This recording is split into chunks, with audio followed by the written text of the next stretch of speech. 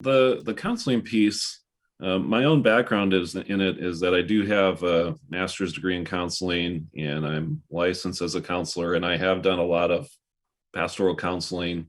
Part of the current call I have even is that I asked to do a half a day a week of counseling with local people that have needs, just to keep those counseling skills sharp.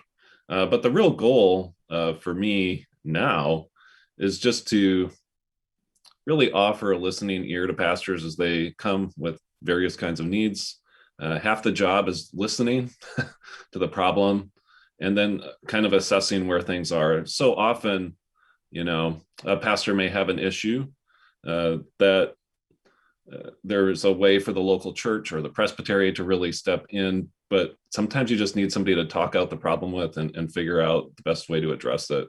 So I think one of the things I want to say is that both me personally and our committee, we are not looking to step on the toes of a local session as they watch over their pastor or the presbytery.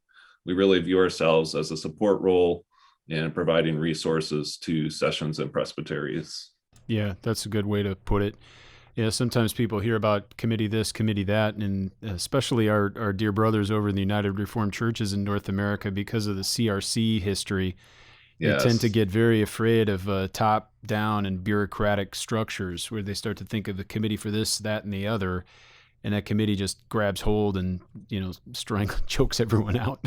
Yes. And that is not at all what the CMC is doing or even aspiring to. It's not its intent, but there can be often there's such usefulness in having a group of people focused on a particular type of thing, especially people with experience and what we might say in the counseling sphere, case wisdom, that you can offer insight and assistance, whereas if all of that expertise and experience is, diffused throughout an entire denomination and never brought together in one place, it can be much more of a challenge to deal with some of these issues.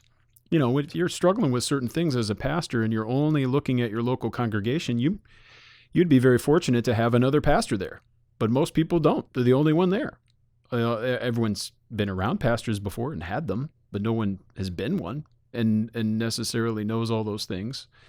That's where the work of a presbytery is so significant, but even more so the work of a committee that's focused on a specialized set of tasks and information.